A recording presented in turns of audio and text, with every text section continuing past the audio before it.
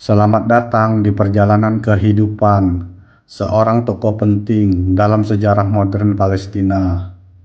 Ismail Haniyah lahir pada tahun 1962 di kamp pengungsi Al-Shanti, Gaza. Ismail Haniyah telah menjadi salah satu pemimpin paling berpengaruh di Timur Tengah. Ismail Haniyah lahir dan dibesarkan di kamp pengungsi Al-Shanti, Gaza, tempat keluarganya mengungsi setelah Perang Yahudi dan Arab selama periode penjajahan Inggris di Palestina tahun 1948.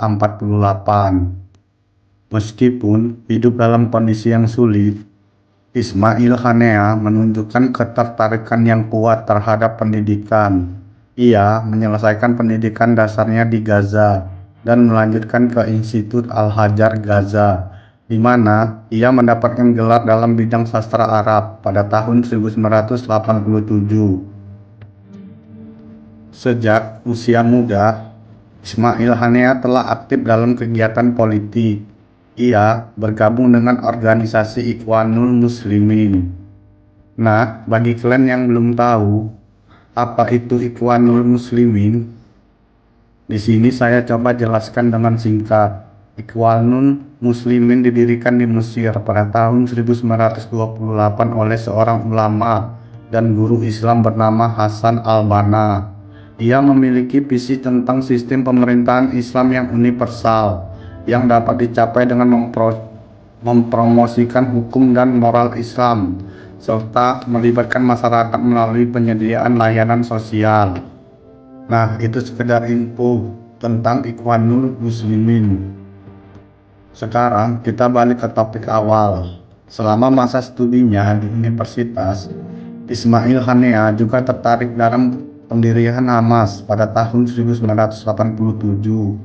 Ismail Haniyah menjadi tokoh kunci dalam gerakan Intifada pertama melawan pendudukan Israel.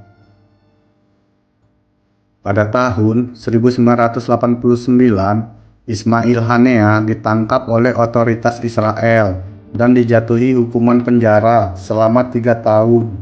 Setelah ia dibebaskan pada tahun 1992, ia diasingkan ke Lebanon Selatan bersama dengan puluhan pemimpin Hamas lainnya. Selama pengungsiannya, Ismail Haniyah terus membangun jaringan dan memperkuat posisinya dalam organisasi. Pada tahun 1991, dimulai proses perdamaian di Madrid. Setelah memakan proses yang panjang, pada tahun 1993 di Norwegia menghasilkan sebuah negosiasi rahasia yang disebut Oslo. Pertanyaannya, apa itu Oslo?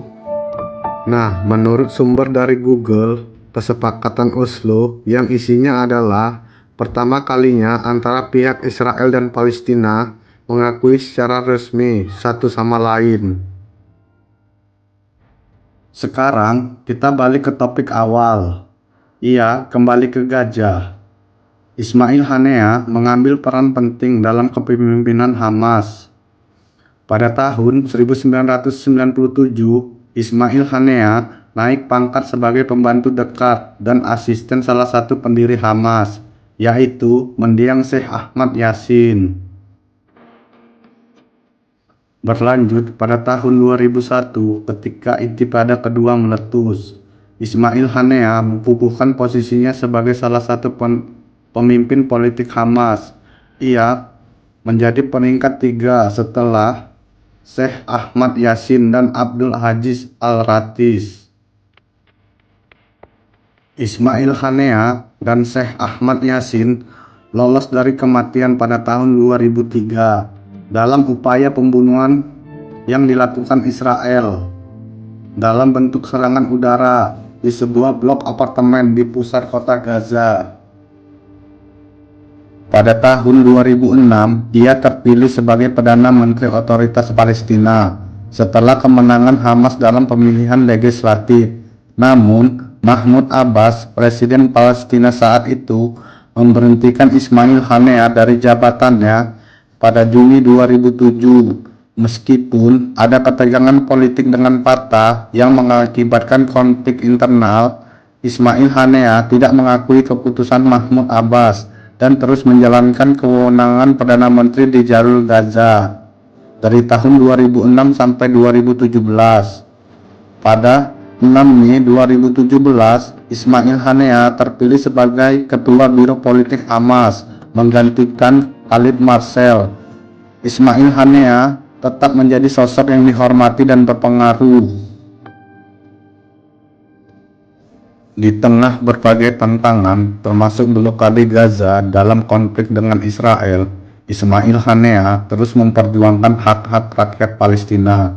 Sebagai pemimpin, ia berusaha untuk memperbaiki kondisi hidup warga Gaza, meskipun di bawah tekanan ekonomi dan politik yang berat. Ismail Haniyeh juga dikenal atas usaha diplomatiknya untuk membangun hubungan dengan negara-negara lain di dunia Arab dan Islam. Dalam perannya sebagai Kepala Biro Politik Hamas, ia sering melakukan perjalanan ke luar negeri untuk memperkuat aliansi dan mencari dukungan internasional bagi perjuangan Palestina. Ismail Haniyeh dikenal sebagai sosok yang sederhana dan dekat dengan rakyatnya. Kehidupan pribadinya mencerminkan nilai-nilai keislaman yang kuat, dan ia sering menekankan pentingnya persatuan dan kesetiaan terhadap tanah air Palestina.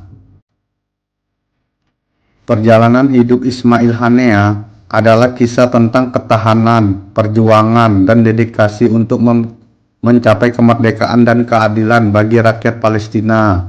Hingga hari ini, Ismail Haniyeh tetap menjadi simbol perlawanan dan harapan bagi banyak orang Palestina dan di seluruh dunia. Terima kasih telah menyaksikan narasi perjalanan hidup Ismail Haniyeh. Semoga cerita ini memberi wawasan dan inspirasi tentang perjuangan rakyat Palestina.